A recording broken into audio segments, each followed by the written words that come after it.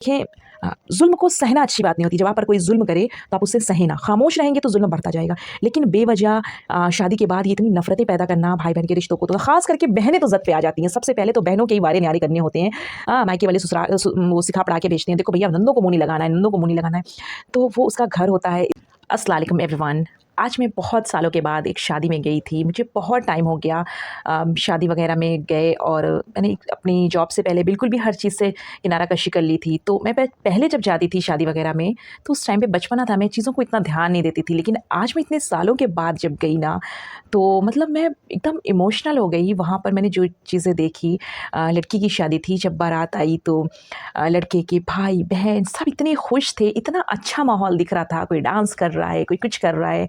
बहनें सब इतनी खुश, एकदम तैयार गजरे-वजरे लगा के मैं देख रही थी कि मतलब इंसान जब बहू लेके जाता है कितने प्यार से लेके जाता है, लेकिन उसके बाद जब चीज़ें वहाँ पर ख़राब होती हैं, जब वही भाभी जो है बहनों से काटती है, वही औरत जो है भाई-भाई में जब नफ़रतें पैदा करती है, तो मतलब कितना ले जाने के टाइम बंदा कितना खुश रहता है, कितनी खुशी से लोग लेके जाते हैं, लेकिन फिर उसके बाद चीज़ें किस तरह से ख़राब होती हैं।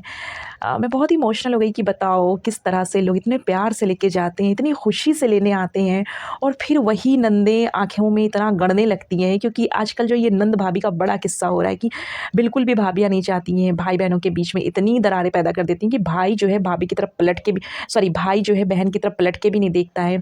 तो मतलब इतने सालों बाद मैंने शादी का वो सब कुछ देखा ना, तो मुझे लगा कि बताओ इतना प्यार से लोग लेके जाते हैं, इतनी तैयारियाँ, इतनी मेहनत, और उसके बाद होता क्या है? होता जो है वो तो नहीं होना चाहिए। अच्छा, दूसरों की क्या बातें करना, जिस लड़की की शादी थी उसके मामू-मामी जो हैं खुद उस शादी में शरीक नहीं थे।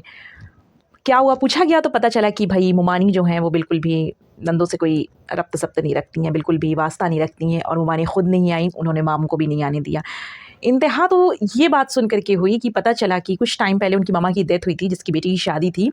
तो उनकी मम्मा की डेथ में भी वो मामू-मुमानी नहीं आए, और इकलौते मामू-मुमानी हैं। बताइए, मतलब सोच करके इतना अजीब लगता है कि कैसी औरतें हैं, इन्हें खुदा का खौफ नहीं होता है, क्या है कि अम, अ, अल्लाह ही बेहतर जाने। अच्छा, मैंने दूसरे साइड भी देखा कि किस तरह से दौड़-दौड़ के लड़की के बाप, भाई, बहन किस तरह से सब दौड़-दौड़ के काम कर रहे हैं। इतना जहेज़ पूरे में लगा हुआ था। मतलब अपनी हद तक इंसान सोचता है क्या ना दे दें, क्या ना दे दें, जो हो सकता है अपनी हैसियत के मुताबिक इंसान सब कुछ देने की कोशिश करता है। लेकिन जो है बाद में पता चलता है ये नहीं दिया, वो नहीं दिया, अपने बाप से ये लेके आओ, अपने बाप से वो लेकर के आओ, और इस तरह से चीज़ें ख़राब होती हैं। मतलब दोनों ही साइड का, मैंने दोनों ही साइड का आज बैठकर फ़ुर्सत से देखा, तो मुझे लगा कि बताओ मतलब इतना अच्छा ख़ासा जहेज़ वो दे रहे हैं, और हर माँ-बाप की यही कोशिश होती है कि अपनी बच्ची को क्या ना दे दें, जितना हो सके दे दें। लेकिन फिर भी पता नहीं क्यों लोगों को जो है कमी रहती है, वो मुँह बनाए रहते हैं, और जो है घर के लोग जो है उल्टी-सीधी बातें करना शुरू कर। अच्छा, मैं इस चीज़ में कहूँगी कि अपने बेटे को ऐसी तरबियत दें, उसे इस लायक बनाएँ। मेरे भी घर में जो लड़की, हम लोग हमेशा कहते हैं कि तुम लोगों ने इस लायक बनना है, तुम लोगों को हर चीज़ खुद से अचीव करना है। मतलब किसी के ऊपर क्या कि शादी करेंगे तो जहेज़ आएगा, ये भी कोई बात है? इससे इज़्ज़त थोड़ी होती, इससे इज़्ज़त नहीं होती। जो लड़के जहेज़ के पीछे, या जो सास-ससुर ससुराल वाले जहेज़ के पीछे अपनी बहुओं को ताने देते हैं, या जो है शौहर मारता है, पीटता है, मैं उनसे यही कहूँगी कि वैसे तो हर घर में बहन-बेटियाँ होती हैं, लेकिन बाई चांस अगर किसी के घर में नहीं है और उसे नहीं पता है, तो कभी उस इंसान की तरफ झाँक कर के देखो जो अपनी बेटी का जहेज़ बनाता है, किस तरह से बनाता है। क्योंकि शादी करना बहुत बड़ी बात है। शादी में इतना खर्च होता है कि शादी बहुत ही बड़ी बात है, और आज के टाइम में तो शादी बहुत ही बड़ी बात हो गई है।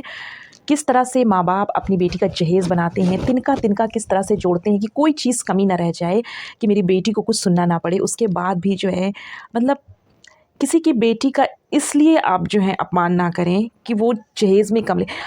जहेज़ की लालच ख़त्म करें, और ये देखें कि लड़की कितना इज़्ज़त दे रही है, कितना प्यार दे रही है। क्योंकि जो जहेज़ ले लेके आ रही हैं, फिर वही तो भाई-बहनों के रिश्ते तोड़ रही हैं, वही तो माँ-बेटे का रिश्ता तोड़ रही हैं। ज़ाहिर है, जब मतलब आप ना अगर इंसानियत नहीं दिखाएँगे तो फिर लड़कियाँ भी तो वैसी ही होंगी ना। और मैं उन तमाम बहनों से यही कहूँगी कि देखें, ज़ुल्म को सहना अच्छी बात नहीं होती। जब आप पर कोई ज़ुल्म करे तो आप उससे सहें ना। खामोश रहेंगे तो ज़ुल्म बढ़ता जाएगा।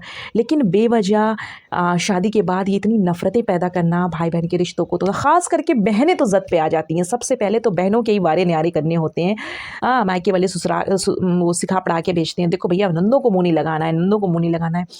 तो वो उसका घर होता है। इस तरह से जो लोग करते हैं, मैं उनसे यही कहूँगी कि चीज़ें सुधारने के लिए ना दोनों तरफ से ज़रूरी है। किसी एक के सुधारने से कुछ नहीं होगा।